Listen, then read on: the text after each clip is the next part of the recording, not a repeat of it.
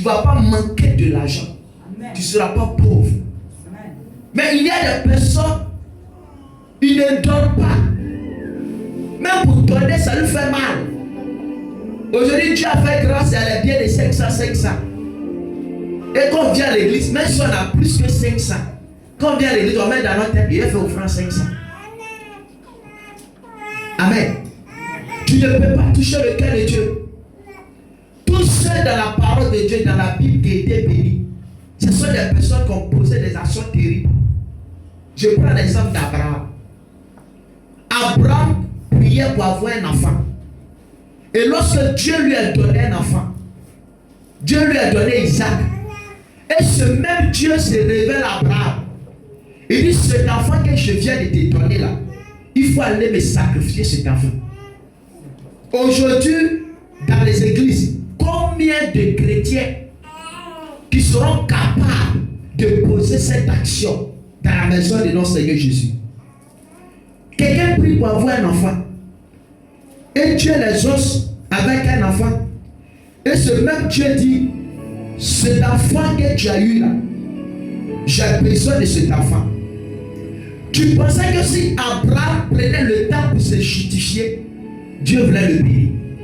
Dieu ne voulait pas le bénir. Amen.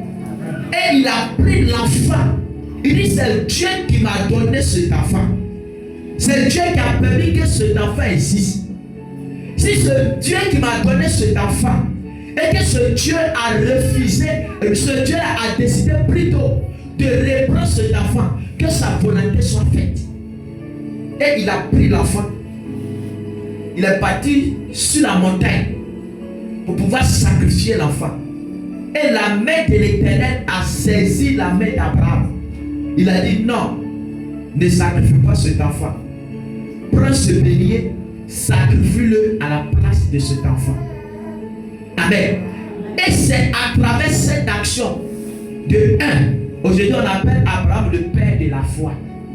2, aujourd'hui on appelle Abraham le père de la prospérité. Amen. C'est à travers cette chose, cette action, cette sémence qu'il a obéi à l'Éternel. C'est à travers ça que Dieu ouvre les portes dans sa vie. Si tu n'es pas fou, tu n'as pas la sagesse, tu n'es pas digne pour pouvoir donner à Dieu, ta bénédiction sera limitée. La prophétie ne ouvre pas la porte dans la vie de quelqu'un. Quand on prophétise, on dit Dieu va te bénir. On t'annonce que la bénédiction est déjà dans ta vie. Mais qu'est-ce que tu dois faire pour pouvoir rentrer dans cette bénédiction? On parle de la sémence. Donc, en tant qu'enfant de Dieu, tu dois avoir l'habitude de s'aimer. N'attends pas que les dimanches pour poser des actions. Il faut s'aimer dans la maison de Dieu. Sème l'abondance. Parce que la Bible dit quoi? Celui qui sème un peu, fait quoi? Moissonnera un peu. Celui qui sème l'abondance, cette personne va quoi? Il va moissonner aussi l'abondance. Est-ce que as-tu déjà sémé l'abondance? Il n'y a pas quelqu'un ici qui a déjà donné 100 000 francs à Dieu. Même 10 000 francs comme offrande. Amen. Mais c'est dans les petites choses que tu as de faire là.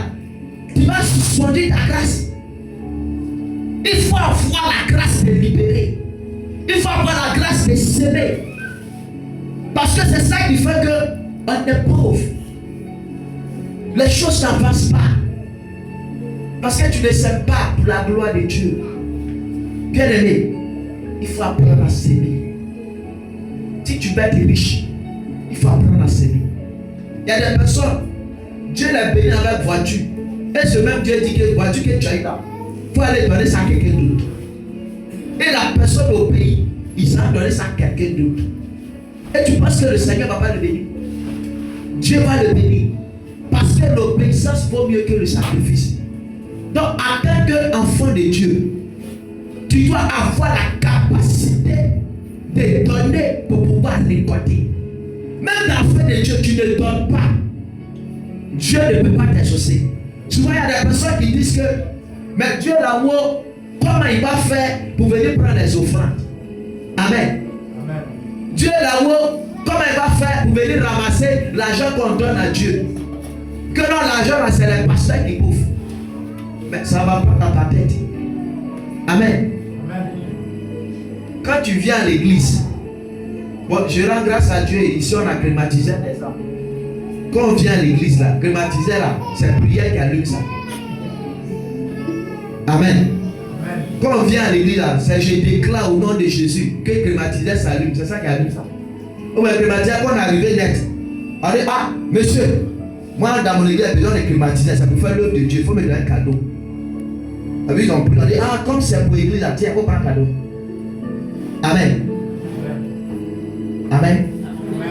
Mais si tu ne sais pas, on avait dit qu'on finit, que chacun continue pour échanger le compteur et stopper. Moi, ce que je vais faire, comme c'est moi, Dieu m'a appelé là, c'est mon livre là, je vais m'occuper de mon livre. Il faut apprendre à s'aimer. On est dedans, on est content. De ce soit éteint, tu vas voir la chaleur qui va venir. Pour dire dans la maison de Dieu, c'est vrai, on dit que vous avez, c'est la prière qui est gratuite. Mais les matériels qui sont dans la maison de Dieu ne sont pas gratuits. Même ici, quand on est la petite carte qu'elle a là, il savait que c'est l'église. L'église a sa commerce. L'église a sa société. Ils voient dire non, comme ça pour prier, eux là, ils ne vendent pas. Qui est venu acheter quelque chose ici? Ils voient dire non, comme c'est l'église, on va laisser. Ils n'ont qu'à prier. Mais on ouvre. Tout ce que tu vois là, ce n'est pas prière qui a acheté ça. Amen. Ce n'est pas lui, papa, qui a acheté ça. Ce n'est pas feu qui a acheté ça. Ce sont des personnes qui étaient touchées par la parole de Dieu, qui ont sémé pour pouvoir avoir une bénédiction divine. Donc, avec un chrétien que tu ne sèmes pas, tu n'as pas la grâce de la sémence à toi, tu ne peux pas être béni. C'est pour ça qu'il y a des personnes qui prient, qui chassent des mots jusqu'à. Des mots même n'a même pas fait à eux. Mais ces personnes sont pauvres. Pourquoi tu es pauvre? Parce que tu ne donnes pas. Tu penses à une prière qui va ouvrir des portes. Tu penses à une prière qui va permettre que quand tu vas là à l'aéroport, non, moi je suis un grand homme de prière. Donnez-moi visa, je vais partir. Amen. Amen. On va pas te donner un visa. Il faut donner. Tu pries, donne d'abord avant qu'ils vont faire ton visa.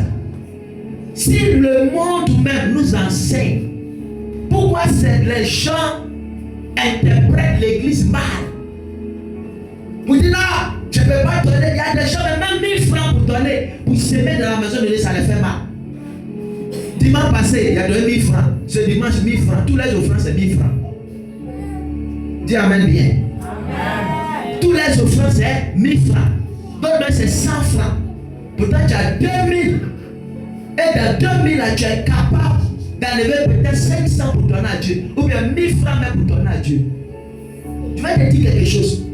Si ton offrande ne te touche pas, toi-même personnellement, si ton offrande ne te touche pas, c'est pas le cœur de Dieu, ça va toucher. Hé, restez tranquille là, tu vas vous mettre dehors. Amen. Si toi-même ton offrande ne te touche pas, c'est pas Dieu, ça va toucher. Si l'offrande d'Abraham n'avait pas touché son cœur, Dieu ne voulait pas les soucis. Et d'ailleurs, il va prendre 5 000. Tous 5 000, ça allait devenir offrande quoi. Amen. Une fois que c'est beaucoup, pourtant 5 000 ne peut rien faire dans la maison de Dieu. Même les piles par laquelle on paye pour mettre dans le micro là, on paye. Amen. Mais souvent les gens disent non, je viens à l'église, j'ai un problème. L'église ne m'aide pas. Mais toi-même tu ne donnes pas offrande. Tu ne sers pas dans la maison de Dieu. Avec tu veux que l'église n'a qu'à voler l'argent là où vous te donner. Il y a des personnes qui disent non, c'est notre offrande, le pasteur prend pour payer à lui. Depuis il y a 900, avec 3 ans, il n'y a pas offrande de quelqu'un qui a payé des vêtements. Amen.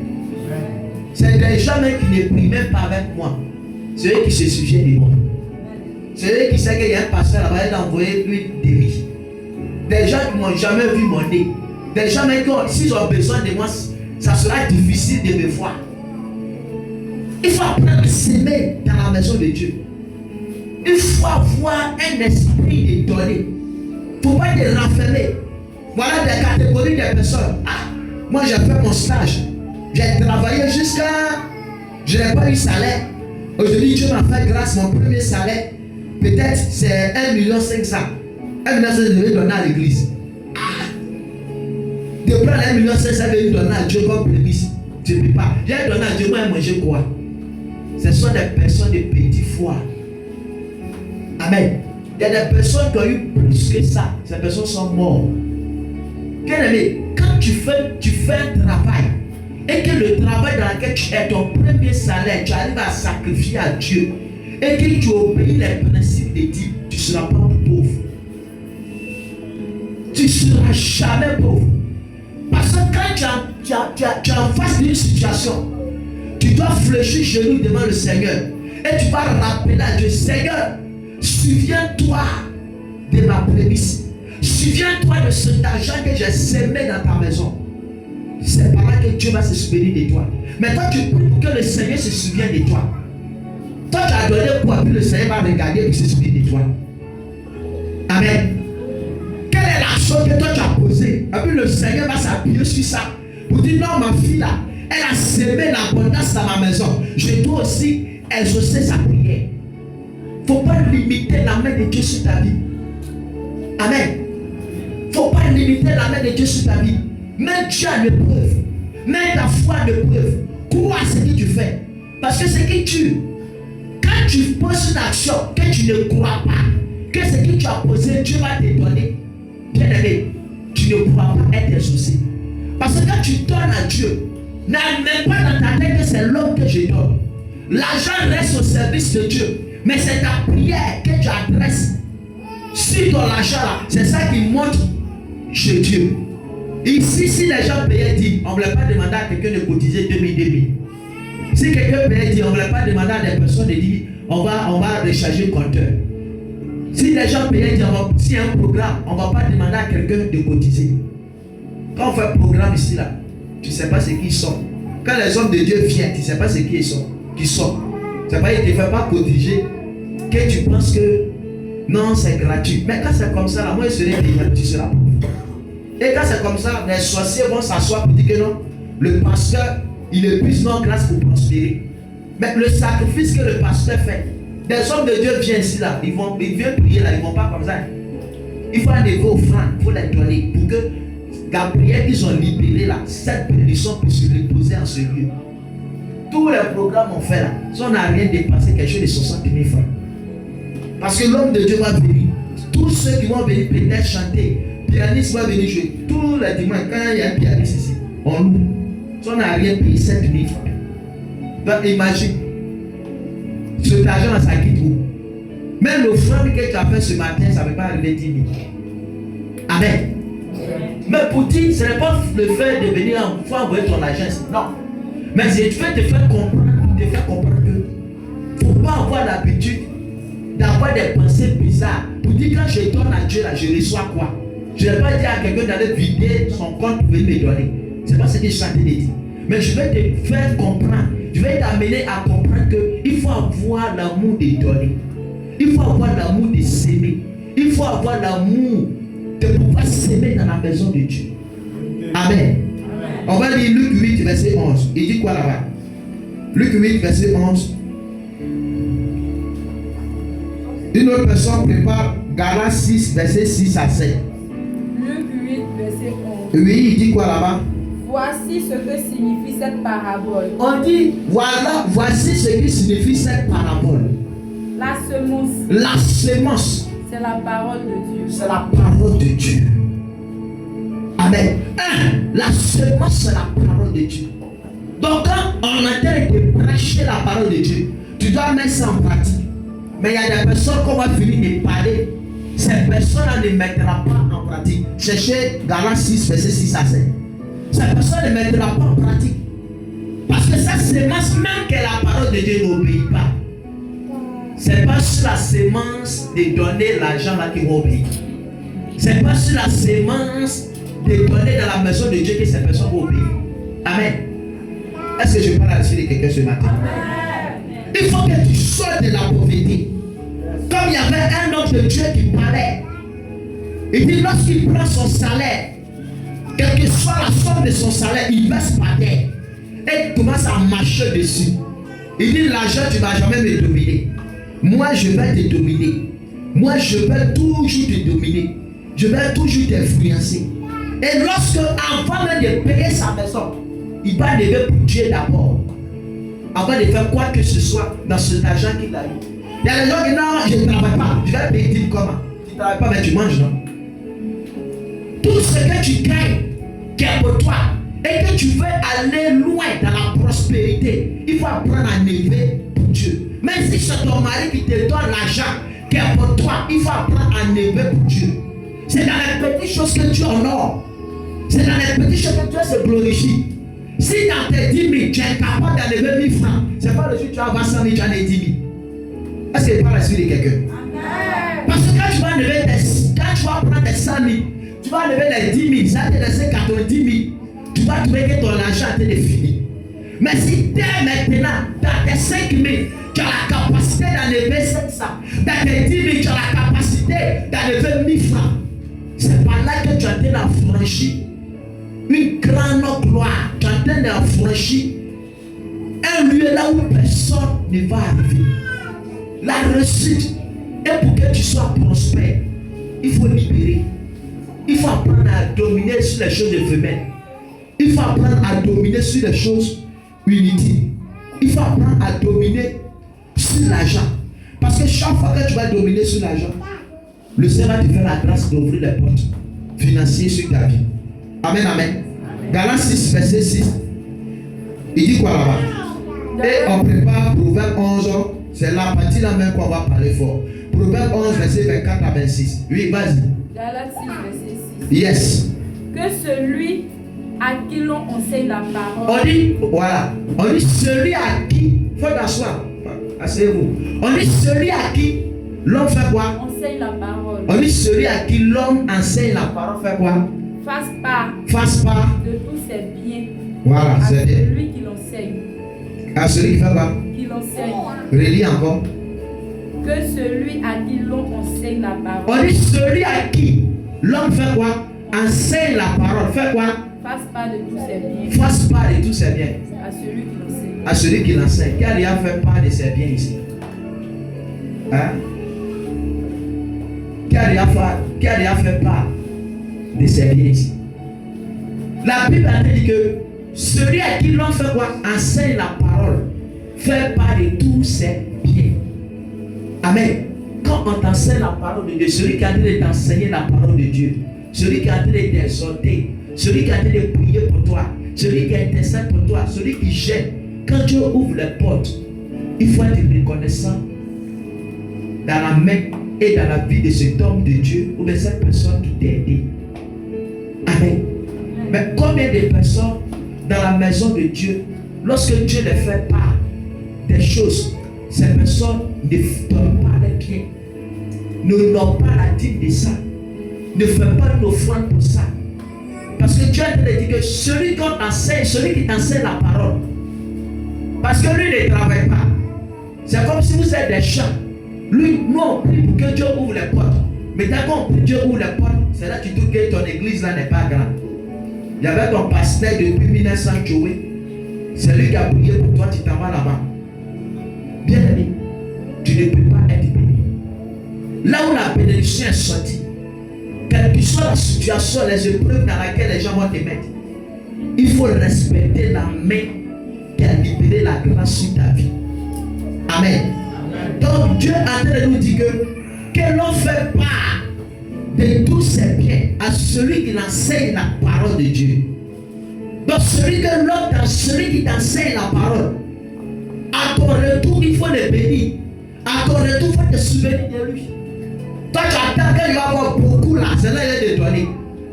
Si dans 500 ans, tu es incapable de te souvenir, parce que comme tous les enseignements que tu donnes, c'est inutile. Si tu es incapable de faire des petites actions, tu es incapable de payer des petits dons, tu es incapable de faire. Nous, les hommes, on regarde que c'est petit. Mais devant Dieu, ce n'est pas petit. Tu quittes là-bas, tu dis, ah, homme de Dieu. Peut-être il ne parle pas de moi, je suis un parent général. Homme de Dieu, j'ai payé ça. Un sac de riz de 5 kilos pour te donner. Telle huile pour te donner. bien aimé, avec quand l'homme de Dieu te dit que Dieu te bénisse, tu penses que ce n'est pas une bénédiction? Amen. Tu penses que ce n'est pas une bénédiction? C'est une bénédiction. Parce qu'il faut apprendre à s'aimer sur la bonne terre pour que tu puisses récolter. Si tu ne sèmes pas sur la bonne terre, tu ne pourras pas récolter. Voilà un homme de Dieu, il priait pour quelqu'un, Dieu l'avait béni. La personne est venue donner 50 millions. Et Dieu le dit, c'est 50 millions que tu as eu là, il faut payer des dons. Tu dois aller donner à les orphelins là. Les veuves vont manger. Et il a pris les 50 millions, il allait faire des dons. Et lorsqu'il a fait les dons, Dieu l'a puissamment béni encore. Aujourd'hui, il est devenu multimilliardaire. Il dit, c'est par là que sa bénédiction a commencé. Mais tu pensais que les 50 millions qu'il allait donner là, ça ne va pas toucher. Parce que lui-même priait pour que Dieu le bénisse. Et Dieu vient le bénir. Et le même Dieu lui parle encore pour dire, ce que je viens de te donner là, il faut préparer donner à quelqu'un d'autre. Tu pensais que s'il avait dit non, je ne donne pas, je n'obéis pas à ça. Moi j'ai prié, Dieu m'a exaucé. Je ne peux pas aller faire donc, mais je vais aller un peu dedans pour aller donner à des veuves et des orphelins. Tu pensais qu'il devait être riche. Il ne voulait jamais être riche. Parce que ça l'a touché.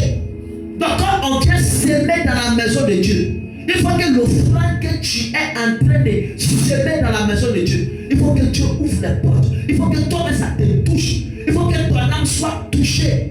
Quelqu'un qui va lever tout son argent pour venir s'aimer dans la maison de Dieu, pour dire je mets fin à la pauvreté. Son seul bien peut-être est sur son compte. Son seul bien que peut-être est là.